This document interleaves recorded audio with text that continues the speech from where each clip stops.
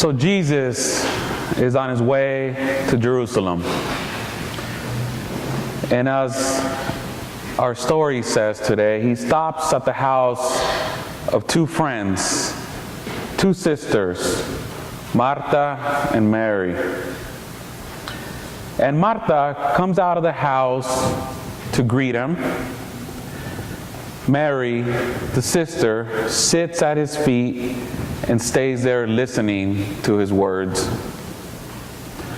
Martha then becomes distracted by the many tasks. She eventually comes to Jesus and she says, "Lord, don't you see I'm doing all the work by myself? Tell my sister to help me out. Tell her that she needs to be giving me a hand." And Jesus responds, "Ay, Marta, Marta. Por favor, Marta. Marta, you're worried about so many things, but only one thing is necessary. Mary has chosen the better part, and it will not be taken away from her." If I was Marta, I would have responded even more to Jesus and said, "Are you serious? I need some help." And if you're like me who likes spending time in the kitchen, you know how that feels, right? There are times where I even sigh sometimes. I'm like throwing dishes left and right, trying to make it obvious. I need some help here in the kitchen, but no one shows up, and so I keep sighing. And, "Are you okay?" "Yes, everything's fine, don't worry." But I'm still upset. So this story has been used throughout the centuries to describe the difference between, and I'm going to probably say this word wrong, contemplation, thank you, and action. Martha is seen as the active person and Mary the contemplative one. And clearly they are two different personality types. We see that from the beginning of the story where Martha comes out of the house right away. She's out there to make sure she's greeting Jesus.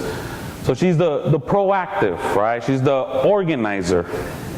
She's the person who, the way I envision it, was making sure that every disciple was registered and made sure they were paying for her Airbnb or her bed and breakfast, and making sure, do you have money, which most likely they didn't. That's why they were hanging out with Jesus, right? Because everything came free with him. I mean, that's what they love to do.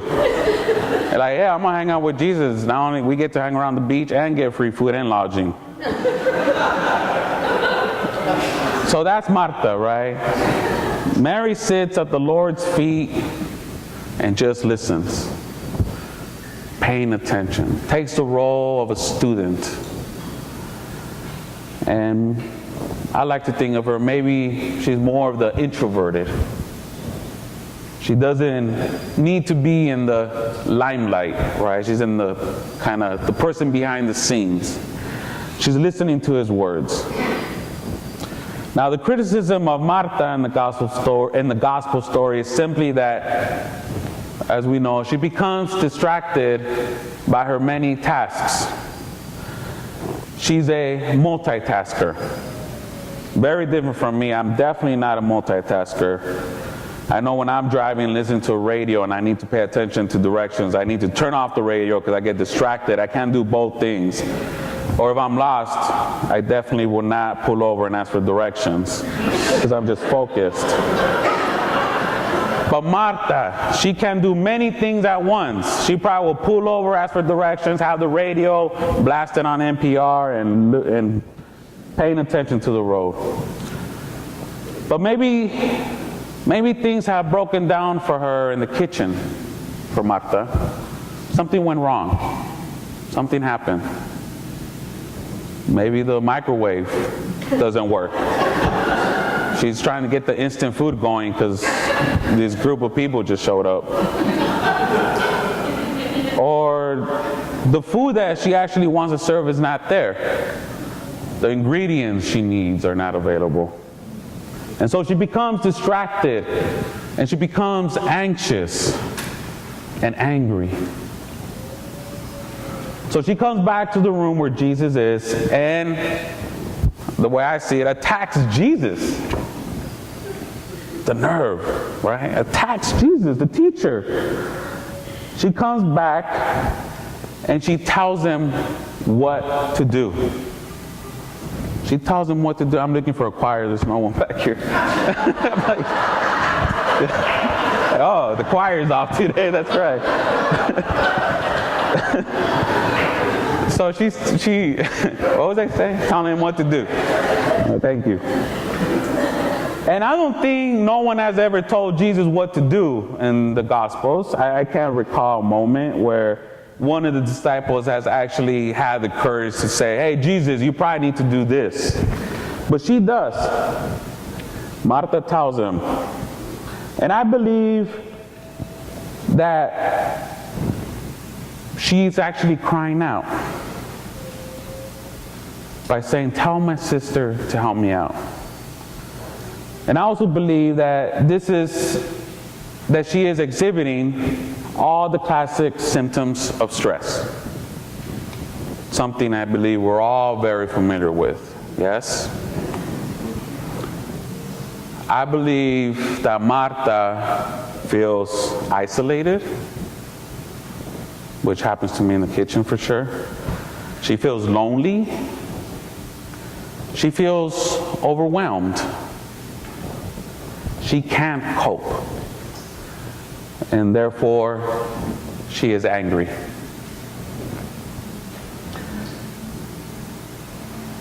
And so she displays her anger onto innocent bystanders.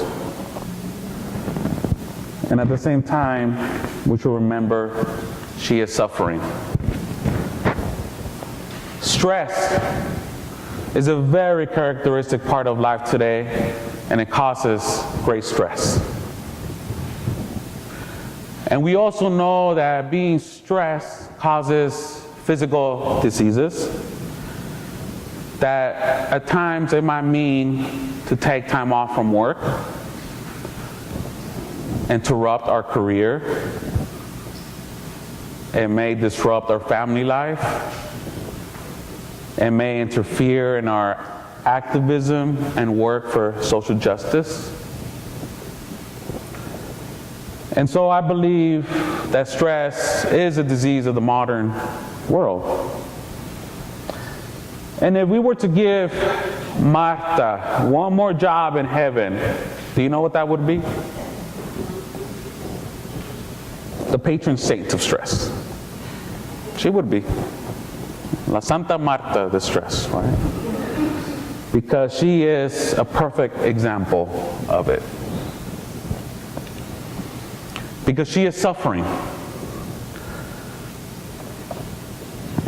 And while it may seem in the story that maybe for some, Jesus is responding with anger, I believe that he's not. Neither with condemnation, but with compassion. First of all, he says, Martha, Martha. In other words, I believe what he is doing is saying, pay attention to yourself. Recalling to herself. Because she has lost touch with herself.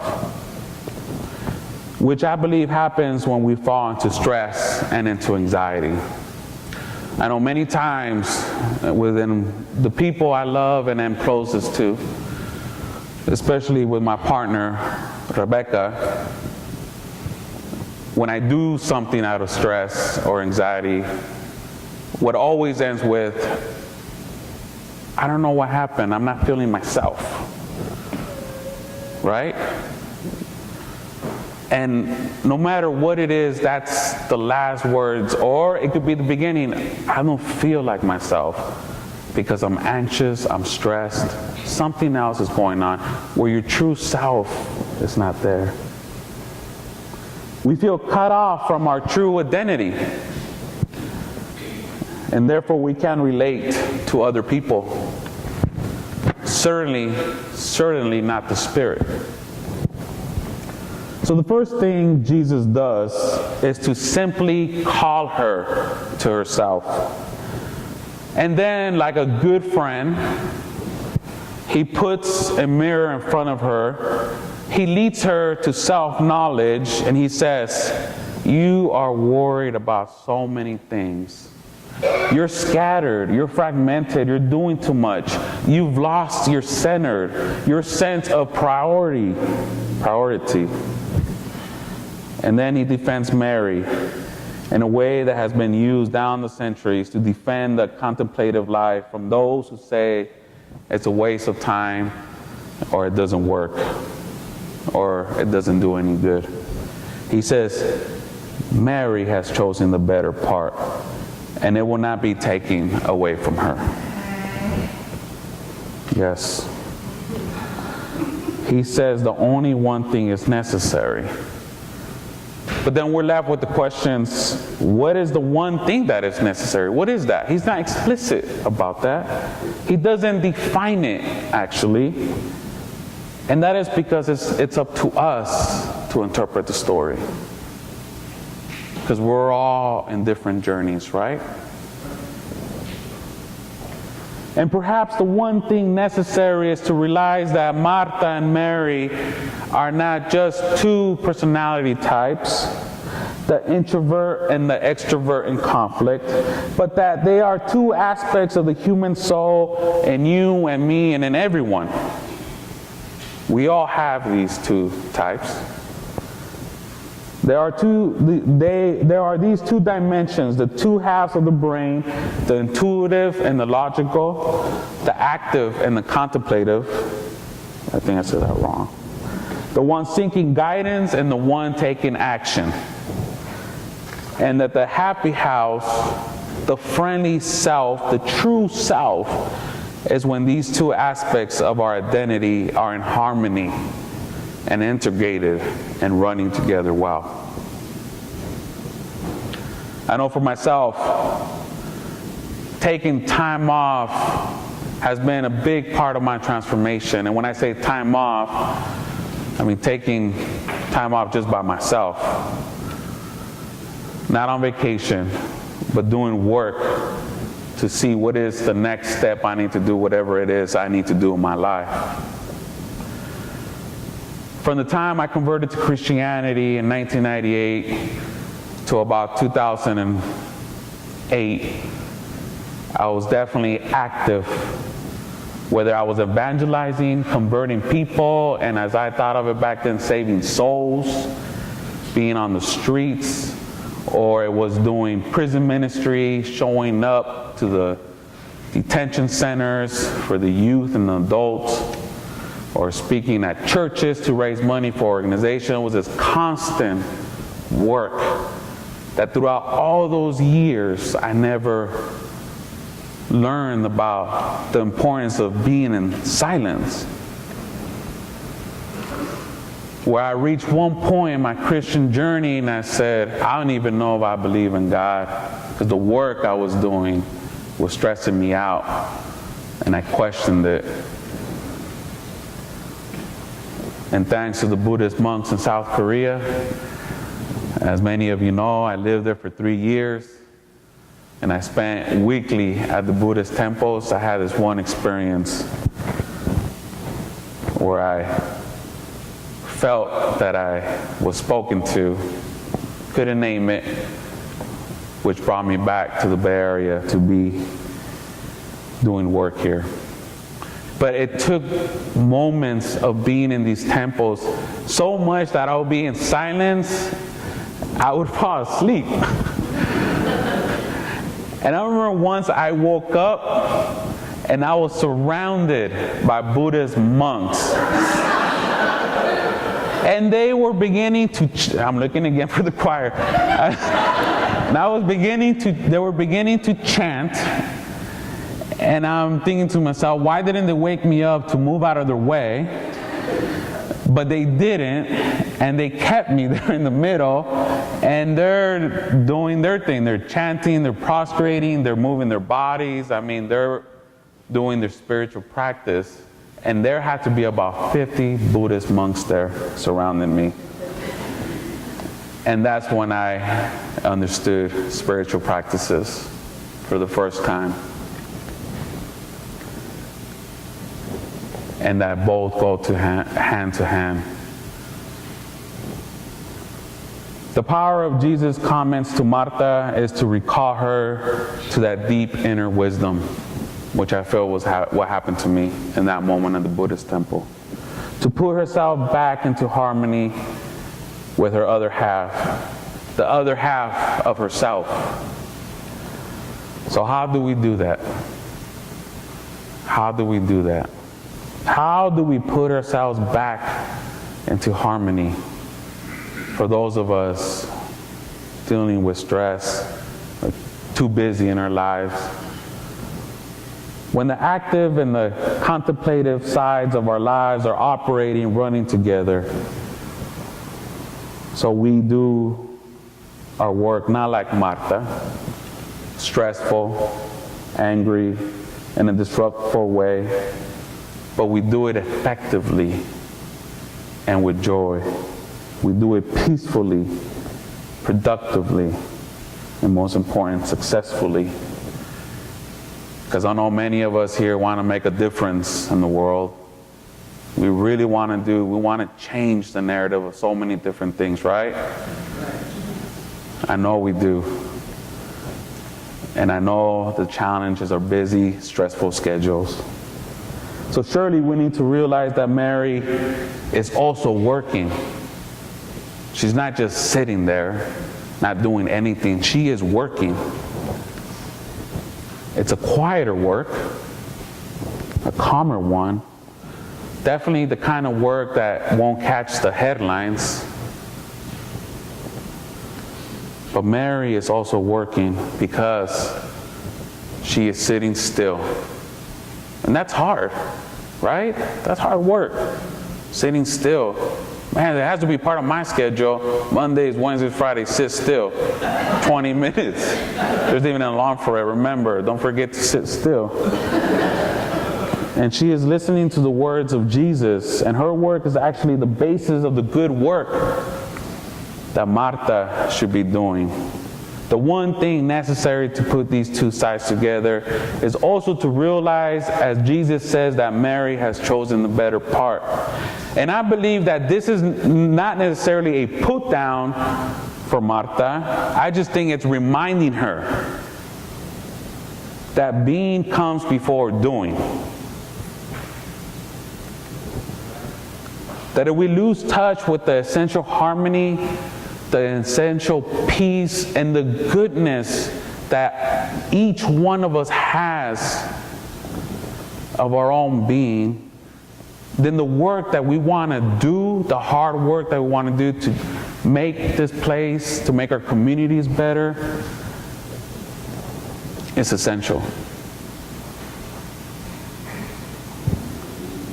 So we cannot lose touch with that, because when we do our work, our activity in our daily lives will begin to fall apart. So again, I ask, how do we put this back together for those of us that want to? How do we recover this friendship among ourselves to reconcile the dualism in us? So the question now is, what happened next in the story of Martha and Mary? We don't know. We don't know what happens. We don't know. Because in a sense, and what happens next is us. Each one of us. How do we interpret it? How do we find a practical way? A way like daily meditation, to put this priority back into our lives, to see how our lives of action are running around our work, build upon the stillness, the silence, the listening, which is the work of Mary. You see, in reality, for all of us, there are different times in our lives when we should be seeking guidance, and other occasions when it is time to act. and one's not better than the other. And the best thing we could do in our communities and in our church communities, I believe, is support each other in that moment, in that journey where someone's at. I know here in our church, we're such a diverse group. Very diverse. Everyone has a different strategy to act on something, or a different method to do something. Or some believe we shouldn't even act on whatever it is someone else is trying to act on, right? But what if we get in a place where I may not agree with my brother or sister in that act, but that is their journey, and I want to support that person somehow? Or the other way around, where maybe, man, why isn't that person with me out there on the streets? They're in a different space. Maybe they're seeking guidance to understand their role. In other words, there is probably a little of Martha and Mary in all of us, yes? Definitely. Yes, since each of us are going to be at different stages of the journey, because I don't believe, again, that one is better than the other. We need both aspects in our lives, but more important, how can we see as a church community to support each other? So I will end with this. The activist, Martha, is in need of seeking guidance. She needs to let go of her perfection to welcome her friend. Yet Martha is absolutely necessary to healthy spirituality and social concern. Martha gets things done, right? She's a doer. Martha is the one out there on the picking line and is protesting injustice. Mary is more trying to understand what that means for her. But there is a temptation that maybe if she spends too much time, she will not act on her faith. But Mary and Martha together, I do believe, represent a holistic spirituality. Seeking guidance and taking actions go together. Faithful spirituality embodies daily life with holiness. Committed works brings holiness to our social and personal relationships. And we would benefit from a saying where, I don't know where I saw this, but I believe it was on a bench somewhere, where it reads, pick it and pray. Does anyone know where that bench is at? I'm not looking for a Pokemon, I promise. I just don't know where I saw that. Pick it and pray. Friends, each of us has gifts. We all have them. And I know you heard it before, but we can never stop saying it enough and reminding ourselves of it. And our spiritual orientations need to be honored. Still, spiritual maturity invites us to deepen both aspects of that spiritual journey: contemplative prayer and acts of love, seeking guidance and taking action. We need in our congregations to nurture the Mary within the busy Marthas and encourage Martha to come forth in contemplative Marys. Justice and earth care require for us to seek guidance and take action, and the willingness to hear the cries of the poor and sacrifice for the well-being of all creation. Amen.